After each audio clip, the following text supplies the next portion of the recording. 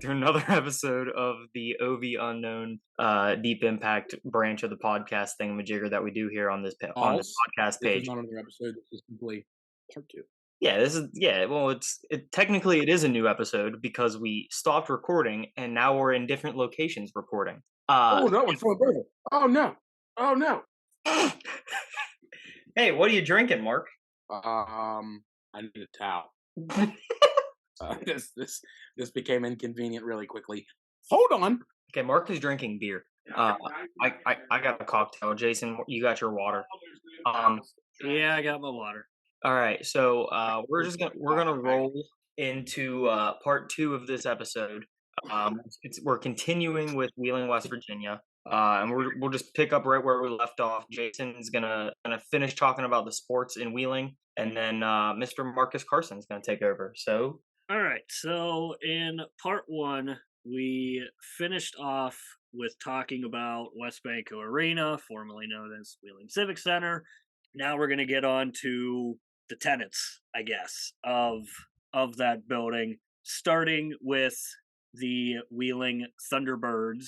On March 31st, 1992, a public announcement of the Winston-Salem Thunderbirds relocation to Wheeling for the 92-93 season.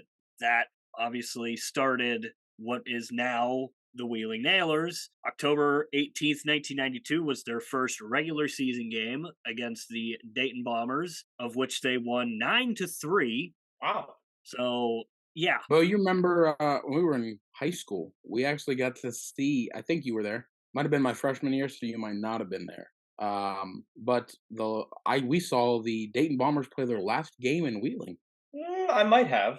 I don't remember. I don't remember much. I really don't. I think it. I know we sat over in the end where they defend twice. I know we sat right on the end there. But it was the last game the Dayton Bombers played in Wheeling. I also didn't know that up until recently that the Nailers were a transfer team, or like a relocated team from Winston Salem. I did not know that. Yep. I've driven through that city a couple times. It's a very nice city. It's a nice little city to drive through.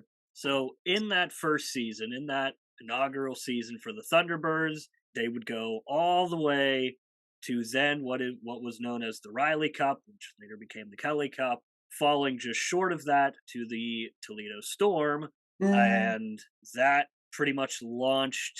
I mean, it was the arena was filled night after night, game after game, and Thunderbirds had a lot of success there.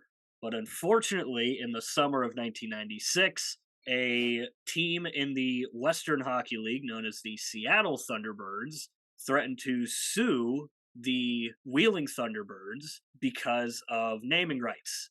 Wheeling didn't own the name Thunderbirds, Seattle did, thus forcing them to change their name.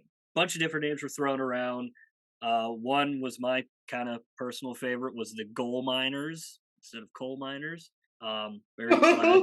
Very glad they didn't go with that though, because in that summer of 1996, the Wheeling Nailers were born. So in part one, we talked about how Wheeling was very known for making nails and nicknamed the Nail City and Nail capital of the world. Nail capital of the world. So the Nailers fit perfectly. It embodied the city and it was just something new.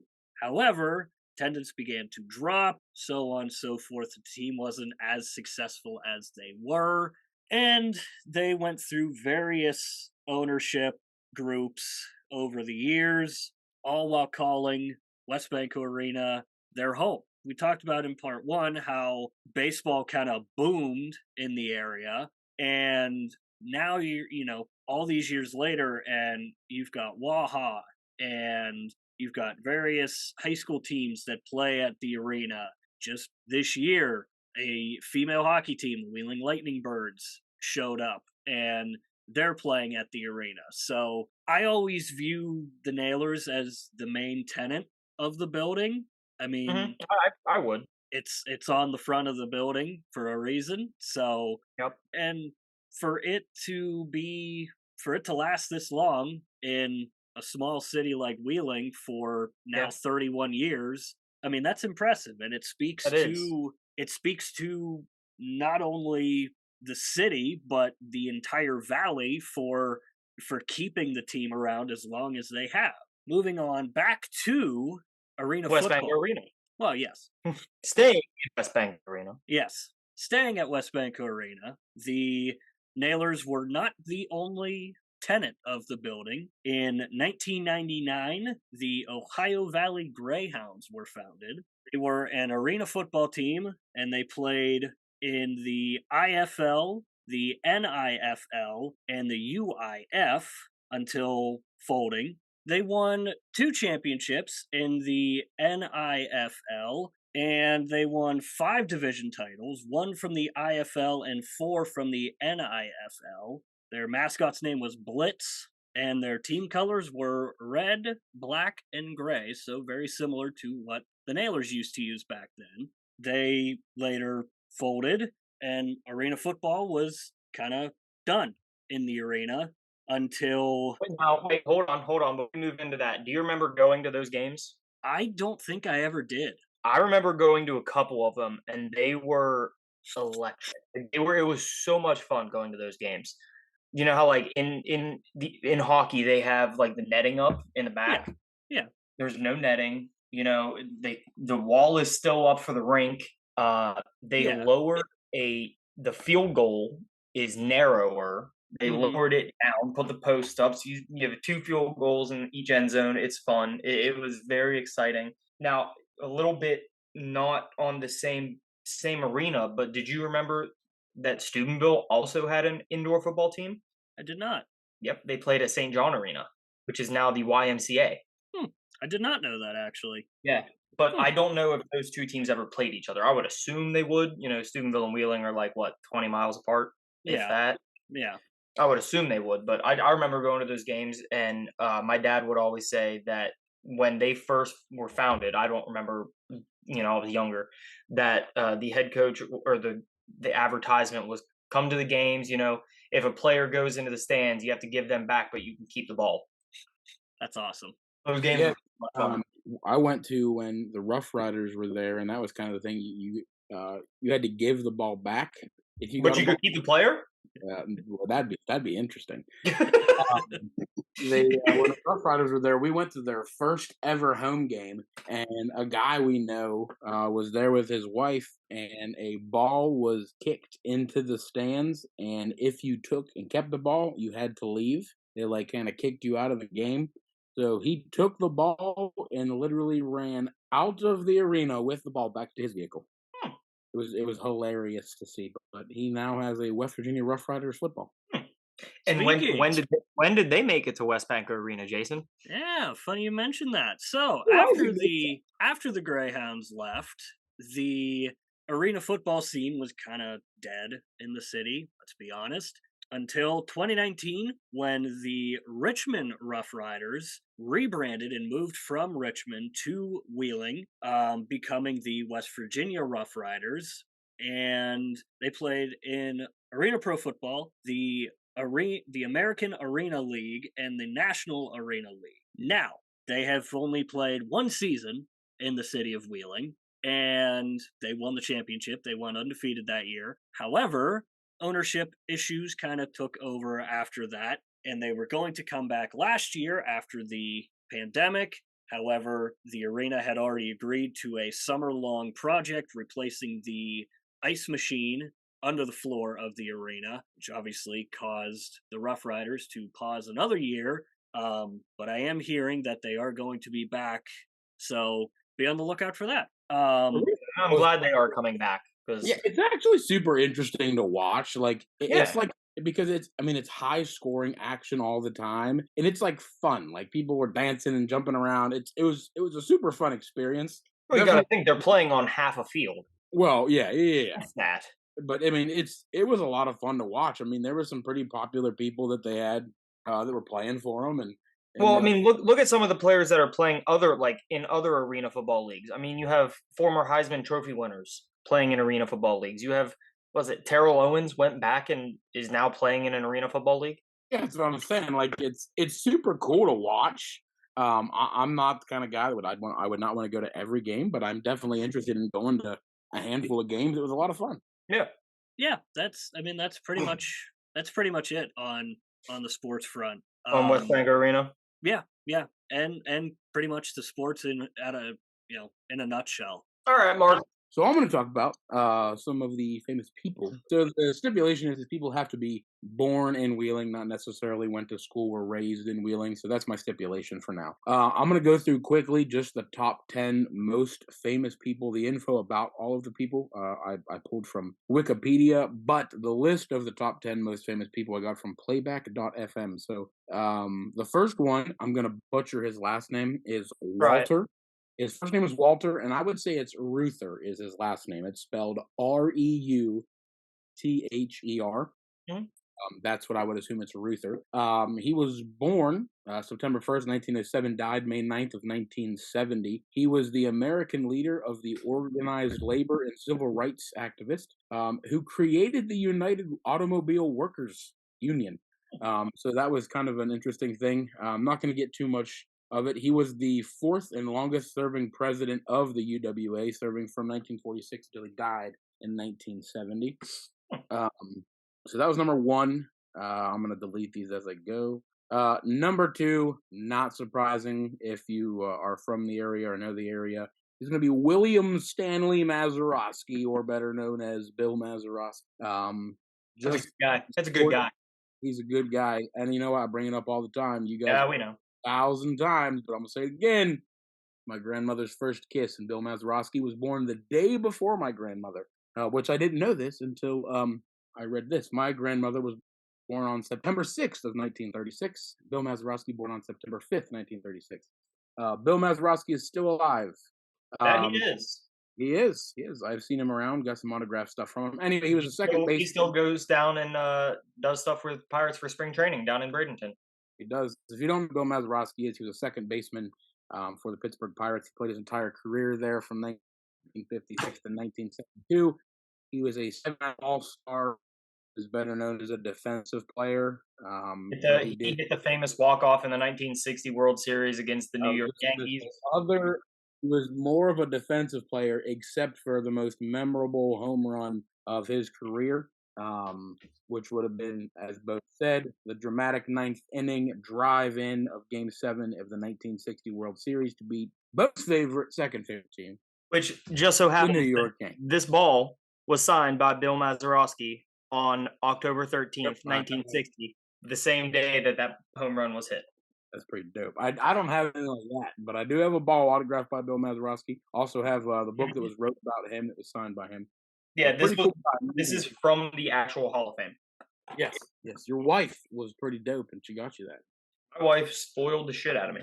She did. Moving on, John Corbett, who was number 3 on this list. He was born May 6th, 61. He's still alive. He's an actor and a country singer. Didn't know he was a country singer. Better known as an actor. This says he's best Chris Stevens on Northern Exposure, which he did from 1995. I know him as E. Miller. I need to watch My Big Fat Greek Wedding again. Moving on to somebody who's not interesting at all. We got, Bob Ney, you're still alive. He was born July 5th, 1955. He is a Republican politician in the state of Ohio. Not very interesting, but, you win some, you lose some. Number 5, who was Jesse Burkett, born December 4th, 1868, died May 27th, 1953, was Crab. He was a baseball left fielder from 1890 to 1905. He played for the New York Giants, the Cleveland Spiders, the St. Louis Perfectos, and was there when they became the Cardinals. Played for St. Louis Browns and the Boston Americans. We got David McKinley. He was still alive, born March 28th of 1947. He's a businessman and politician as well, as somebody else we already named. This is an interesting one. I did tell Jason about this guy. He was just born in Wheeling, West Virginia on October 18th of 1941. He was a bass guitarist, best known for performing with Jimi Hendrix. So I thought that was interesting. He was the bass guitarist for Jimi Hendrix. Moving on, we have Philip B. Cosby. He was this man, an author, He contributed to management theory and quality management practices, so kind of improve quality control. We have Elizabeth J. Feinler or Feinler, not really sure how to say it. She was born March 2nd, 1931, and according to Wikipedia, she is still alive. She was director of the Net Infant Systems at Stanford, and she also helped create the internet. I'm sorry, she would create DARPANET, which then became the internet. And then number 10 on the list of most famous people was Joyce Ann DeWitt. She was an actress, best known for playing Janet Wood on Three's Company from 1977 to 1980. No ideas. I then have two honorable mentions. I'm sure Bo and Jason probably could name one of my honorable mentions who is from Yep. Wheeling. Good old Bobby Nutting. She's good. Never mind. Sell the team, Bob. Sell the team. Sell the damn team, Bob. Robert Nutting, he was born March 29th, 1962. He's a very, boo for the Pirates, but he's a very successful businessman. He's president and CEO of all the Ogden newspapers. Yeah. Obviously, he's probably most well known for owning the Pittsburgh, failing Pirates. Anyway, moving on from that, one that I didn't know either, which was kind of one I would have definitely put in the top 10. He's an NBC Sunday Night Football studio host. He was born on June 8th of 1965. Oh, can I take a guess? Yes, go ahead. I want to say Tony Dungy. No, it's not Tony Dungy. He's older. But I had no idea this guy was, again, just born in Wheeling. I don't think he actually went to WVU and Carnegie Mellon, so that's pretty interesting. I don't know where Pat McAfee. Oh, he went to Wheeling Central Catholic High School, graduated in 1983. So he did live his life in Wheeling, according to Wikipedia. Not Pat McAfee. This is Mike Florio. No, really? Yeah, Mike Florio was born in Wheeling, went to Wheeling Catholic Central. Again, according to Wikipedia, could be wrong. I would absolutely put him in the top 10. That's what I'm saying. And he was actually let's see. I would put him and Bob Nutting in the top 10 over some of those people that you said that I had no idea who they were. I think there's a couple of cool people, like the lady that was part of the internet. That was pretty cool. I'm scrolling here really quickly, trying to see if I can find where he was on the list. He was 20 on this list. They ranked the 31 most famous people. He was 20. Bob Nutting was 17. And then none of the other people even on this list, even up through most of the top 10, I've never even heard of. But yeah, that was the famous people that I had. A couple quick interesting stories. Have you ever been to Mount Wood Castle up on the McCulloch Sleep area? Yeah. So I want to make sure I don't stumble around. Because I know the history of this too. Yeah, well, this is according to what is this? I don't even know how to say that website, so sorry for the website that posted this. It says that it was just an abandoned structure, which is partially true. The guy, it belonged to a local doctor who was going to build his dream home, give it to his wife. It was going to be rounded like a turret with architectural windows that were going to be looking out to get the best views of the city. You can still see remnants of that, as well as the spiral staircase from the second story. He says the guy, some people say the legend has it, the guy stopped after his wife died, which was not true. He was actually arrested for federal drug trafficking charges before it was completed, and the property was donated back to the city of Wheeling.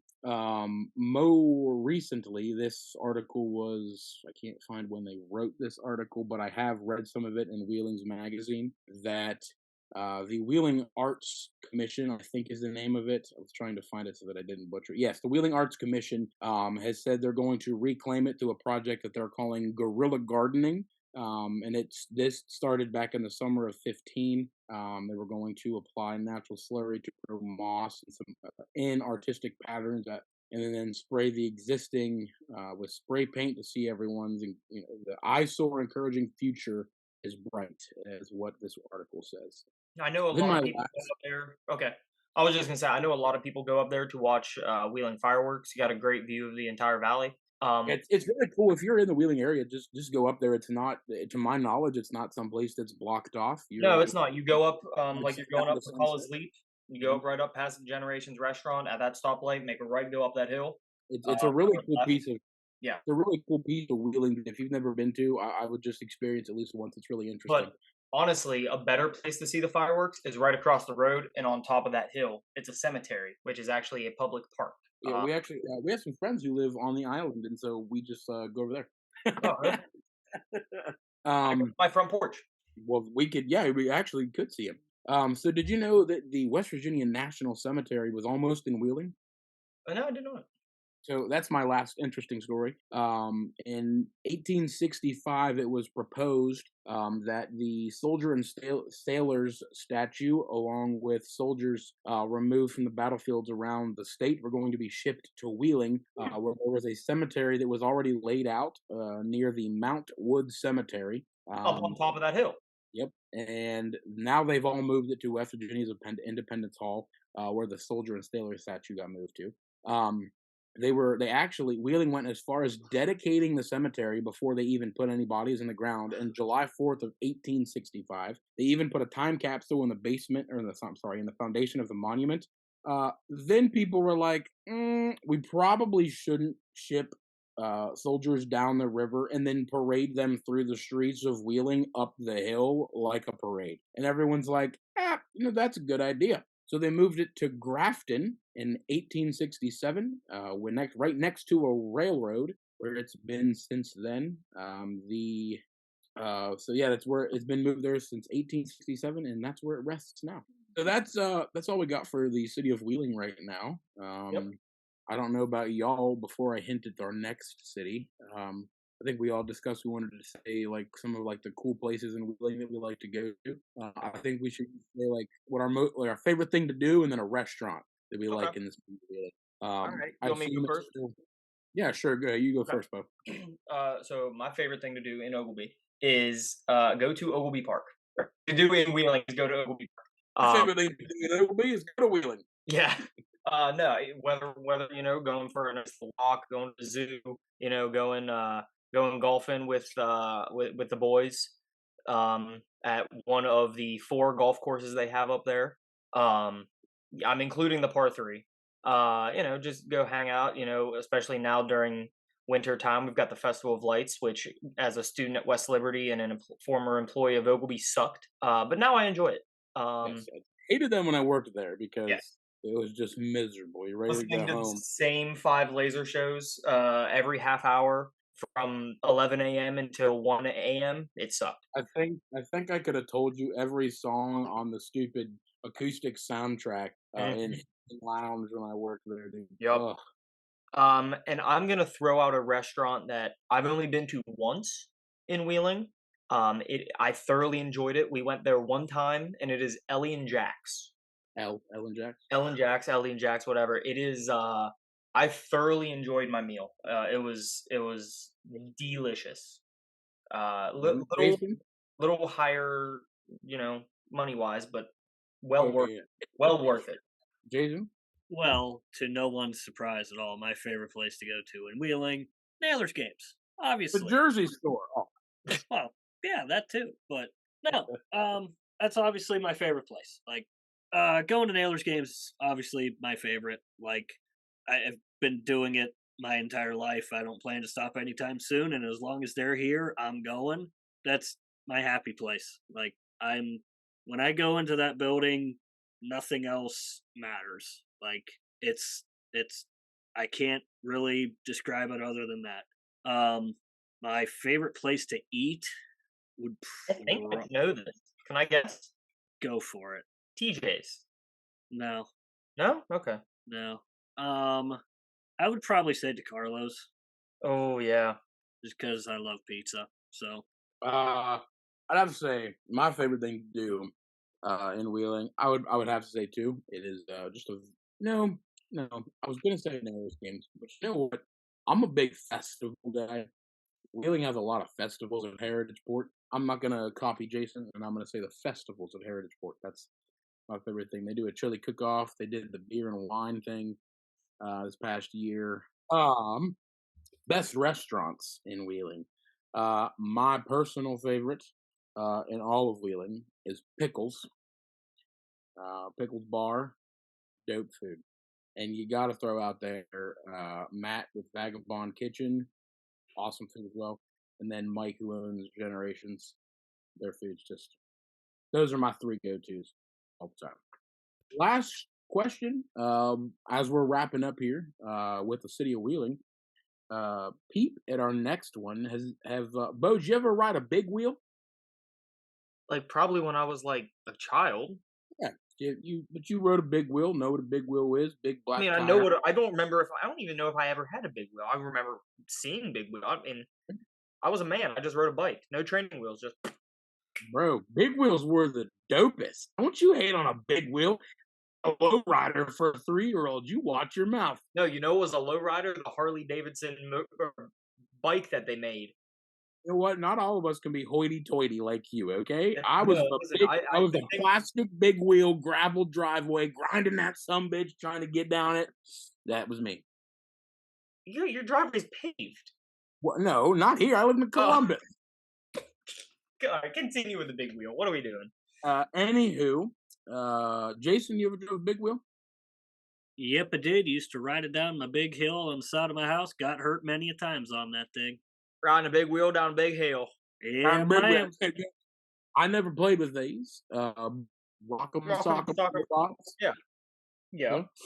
Well, both of those toys were made by Mark's Toys, and there was a plant in the 40s and 50s that made them become one of the biggest toy companies in the world. And it was located just south of Wheeling in the wonderful town of Glendale, West Virginia. Is that our next town? That is going to be the next town on OV Unknown is Glendale, West Virginia. I already got a famous guy from there, so I got your famous people started. Okay, well, come back next week. Nope, come back in a couple weeks. And you'll hear us talk about the wonderful city of Glendale, West Virginia. Brad Paisley. What? And Brad Paisley. Well, you spoiled it. I mean, I feel like people already knew that. All right, Jason, where can they find us? Same place as you can find us on the Deep Impact podcast. This podcast is going to be, this instead of creating an entire separate account for everything, it's all just going to be uploaded to the Deep Impact page. All the videos will be on the Deep Impact YouTube page, and you already know where all that stuff is, right? You do. You know, you've heard guess me what? say. One more thing. Huh. One more thing. We will be adding it to the link tree on all of our socials, but we now have a TikTok. We do. We Well, that's do? news Yeah, did to I not me. text that in the group? Yeah, Nope, Yeah, we gotta that's check news. it That's, I made Well, it. thanks for breaking the news. That was an in the raw reaction because no one knew. Yeah. Give me 2 seconds. I'll tell you what it was. You go on. Hold on. I made it. I literally made it today. I thought I texted you guys and told you. Bro, we all need to log in because I'm about to drop some dope TikToks. It is Deep Impact Podcast. That is our on TikTok. I will send you guys the information. But yeah. Well, now not only can you find on Twitter, Facebook, Instagram, YouTube, hit the bell, make sure you subscribe. Ding! You can also find us on TikTok. Okay. Well, Nice. yeah. We'll Good see you talk. same time, same place next week.